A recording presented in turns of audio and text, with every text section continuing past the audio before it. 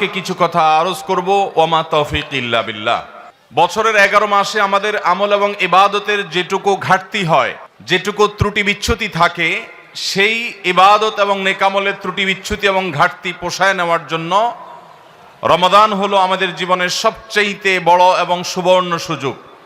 রমাদান মাস উপলক্ষে বিশেষ যে 27টি আমলের কথা আমরা বলতে চাই, তার প্রথম আমলটি হলো চাঁদ দেখা। রমাদান মাসের চাঁদ শাবানের শেষ দিনে আমরা পশ্চিম আকাশে তালাশ করব, অনুসন্ধান করব। রমাদানের দ্বিতীয় আমল হলো সবচেয়ে গুরুত্বপূর্ণ আমল, সেটা হলো সিয়াম সাধনা, রোজা রাখা।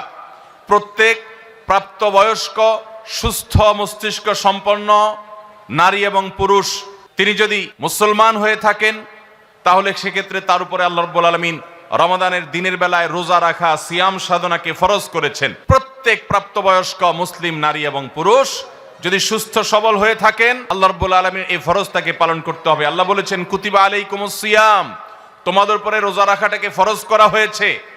অতএব রমজানের দিনের বেলা রোজা রাখা হলো রমজানের সবচেয়ে বড় আমল। এটা হলো দ্বিতীয় আমল বলেছি। নাম্বার 3, রমাদান মাস উপলক্ষে রাতের বেলা তারাবির নামাজ আদায় করা, এটা রমাদানের তৃতীয় আমল। নবী করিম সাল্লাল্লাহু আলাইহি সাল্লাম বলেছেন, মান কামা রমাদানা ঈমানান ওয়া ইহতিসাবা গুফিরা লাহু মা তাকাদ্দামা মিন যামবি। যে ব্যক্তি রমজান মাসে রাতে দাঁড়িয়ে ঈমানের সাথে, ইখলাসের সাথে আল্লাহর কাছ থেকে সওয়াব পাওয়ার আশায় তারাবির নামাজ পড়বে, তার পূর্বের সমস্ত গুনাহ খাতা মাফ করে দেওয়া হবে। রমজানের চতুর্থ আমল হলো সাহারি করা। আমরা অনেকে ইচ্ছাকৃতভাবে সাহারি করি না, হয়তো কখনো ভালো লাগে না সাহারি করতে, খাওয়ার রুচি থাকে না, আমরা সাহারি খাই না। সাহারি খাওয়া ছাড়াও যদি কেউ রোজা রাখে, রোজা হয়ে যাবে, কিন্তু সাহারি খেলে আপনার খাদ্য গ্রহণ হবে, পাশাপাশি আপনি সওয়াব লাভ করবেন। 5 নম্বর আমল হলো সাহারিটা শেষের দিকে খাওয়া। এখনো অনেক মুরব্বীরা আছেন গ্রামাঞ্চলে, তারা মাঝরাতে সাহারি খেয়ে ফেলেন, 12টা-1টার দিকে সাহারি খেয়ে ফেলেন। সাহারি খাওয়ার জন্য সবচেয়ে উত্তম সময় হলো রাতের শেষ প্রহরের একেবারে শেষের দিকে। 6 নম্বর আমল হলো রমজান উপলক্ষে ইফতার করা। ইফতার মানে নাস্তা খাওয়া। সারা বছর আমরা দিনের বেলায় শুরুতে নাস্তা খাই, কিন্তু এর কারণে কোনো সওয়াব আমাদের আমল নামায় লেখা হবে এমন কোনো কথা বলা হয় নাই। কিন্তু রমজান মাসের সন্ধ্যা যখন আপনি ইফতার খাবেন, এই ইফতার খাওয়ার মাধ্যমে আপনি একটা সুন্নাহর উপর আমল করলেন, এটার কারণে আপনার আমল নামাতে একটা সওয়াব লেখা হবে। সওয়াবের আশা যদি আপনার থাকে, ইফতারের নিয়ত যদি আপনার থাকে, তাহলে এর মাধ্যমে আপনি সওয়াব লাভ করবেন। 7 নম্বরের আমল হলো ইফতারটা তাড়াতাড়ি করা, ইফতার বিলম্বে না করা। আমরা অনেকে আছি ইফতার অনেক বেশি দেরি করি। আমরা মনে করি যত দেরি করে ইফতার করা যায় ততই বোধহয় রোজাটা নিশ্চিতভাবে শুদ্ধ হয়, সঠিক হয়। এটা ভুল ধারণা। নবী করিম সাল্লাল্লাহু আলাইহি সাল্লাম বলেছেন, যতদিন পর্যন্ত এই উম্মত মুসলমান জাতি ইফতার দ্রুততার সাথে করবে, অর্থাৎ ওয়াক্ত হওয়ার পর আর বিলম্ব করবে না, ততদিন পর্যন্ত তারা কল্যাণের মধ্যে থাকবে। 8 নম্বরের রমজানের আমল হলো ইফতারের দোয়া পড়া। ইফতারের দোয়াটা আমরা অনেকে জানিও না, আবার অনেকে জানলেও সেটা কখন পড়তে হয় সেটা জানি না। ইফতারের শুরুতে বিসমিল্লাহ বলে ইফতার শুরু করতে হবে, ইফতার করা শেষ, এরপরে দোয়া পড়তে হবে। আমরা অনেকে ইফতারের আগে দোয়া পড়ি, এই দোয়াটা ইফতার দোয়াটা পড়তে হয় ইফতারের পরে। দোয়াটা হলো যাহাবাজ জামা ওয়াবতাল্লাতিল উরুক ওয়া সাবাতাল আজরু ইনশাআল্লাহ, এটা হলো দোয়া। 9 নম্বরের আমল হলো ইফতার এবং সাহারি উভয়টাতে খেজুর খাওয়া, এটা সুন্নাহ। খেজুরের মধ্যে প্রচুর খাদ্য শক্তি আছে। আমরা রমজান মাসে যে রোজা রাখি, সারাদিন পানাহার বর্জন করে থাকি, আমরা যদি সাহারিতে খেজুর খাই, আমাদের শরীরে প্রচুর পরিমাণ খাদ্য শক্তি থাকবে।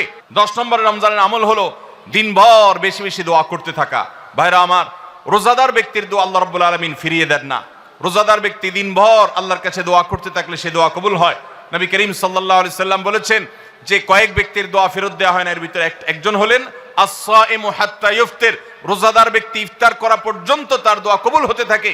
আপনি রোজাদার অবস্থায় দোকানে কাজ করছেন, খেতে খামারে কাজ করছেন, আপনি ব্যবসা প্রতিষ্ঠানে কাজ করছেন, আপনি রাস্তায় হাঁটাচলা করছেন, মা বোনরা বাসা বাড়িতে গৃহস্থলী কাজকর্ম করছেন, এই কাজের ফাঁকে ফাঁকে ওযু নাই, অসুবিধা নেই, এই অবস্থায় আপনি দোয়া করতে থাকেন। রোজাদার অবস্থায় দোয়া কবুল হয়। সারাদিন আপনি মনে মনে আপনার চাওয়াগুলো আল্লাহর কাছে নিবেদন করেন, আল্লাহর সাথে আপনি কথা বলতে থাকেন, কারণ দোয়া কবুলের একটা মোক্ষম সময় হলো রমজান মাসে এই রোজা অবস্থায়। 11 নম্বর রমজানের বিশেষ আমল হলো সকল প্রকার পাপাচার বর্জন করা।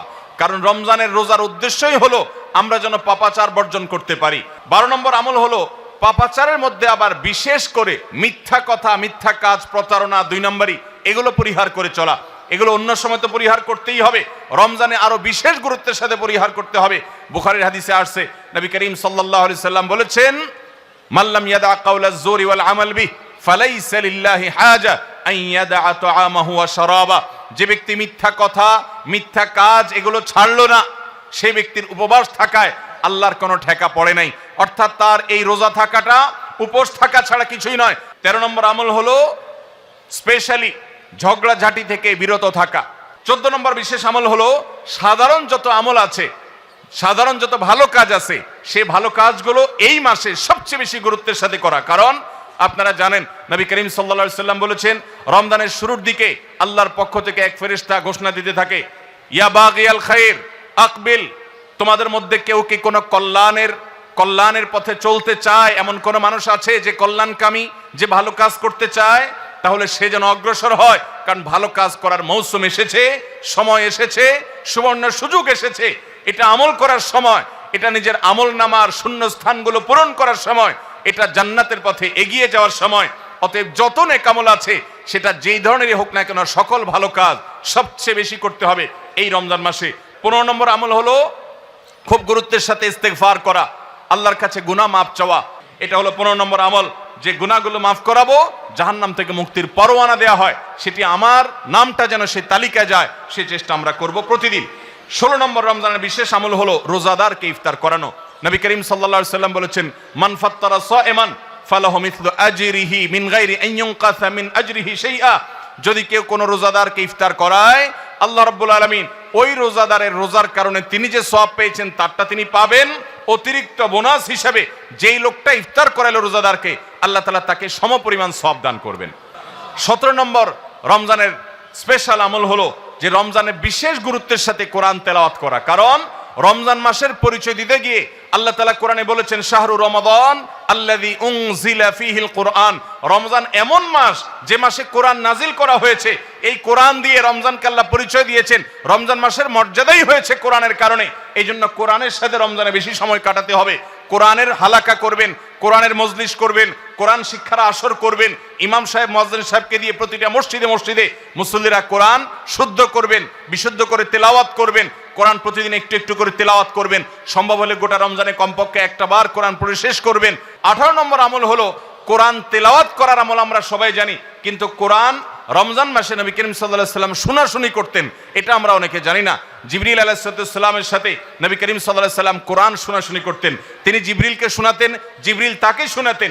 এই জন্য রমজান মাসে আপনি কোরআন তেলাওয়াত করে আপনার স্ত্রীকে শোনান, স্ত্রী তেলাওয়াত করবে, আপনি শুনেন, আপনি অন্য কারোর সাথে এভাবে শোনাশুনি করেন। 19 নম্বর আমল হলো সাদাকা করা, দান করা। 20 নম্বর আমল হলো সাহরি খেতে আমরা যখন উঠি তখন একটু তাহাজ্জুদের নামাজ পড়া, একটু দোয়া করা। এই সুযোগটা 11 মাস আমাদের হয় না। তাহাজ্জুদের নামাজ এত গুরুত্বপূর্ণ যে কোরআনে কারিমে আল্লাহ রাব্বুল আলামিন এই নফল আমলের নির্দেশ করেছেন, অমিনাল লাইলি ফাতাহাজ্জাদ বিহি নাফিলাতাল লাক। রাতের কিছু অংশ নফল হিসাবে তুমি তাহাজ্জুদ পড়ো।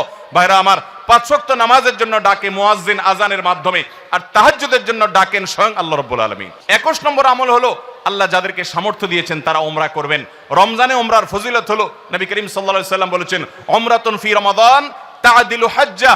রমজানের একটা ওমরা একটা হজের সমতুল্য।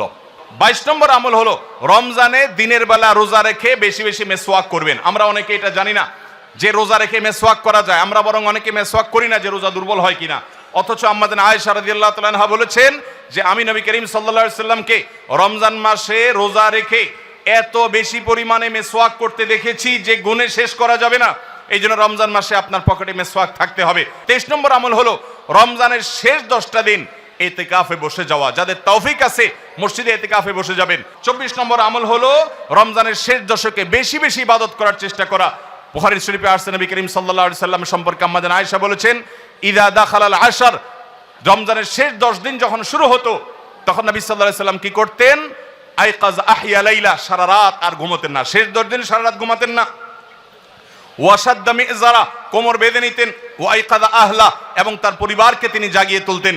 আরেক হাদিসে আসছে নবী সাল্লাল্লাহু আলাইহি সাল্লাম বলেছেন, কারণ নবী সাল্লাল্লাহু আলাইহি ওয়াসাল্লাম ইযা দাখালাল আশর ইয়াজতাহিদু ফীহি মা লা ইয়াজতাহিদু ফী গায়রি, নবীজির জীবনে কখনো ইবাদতের জন্য এত চেষ্টা করতেন না যত চেষ্টা করতেন রমজানের শেষ দশকে ইবাদতের জন্য।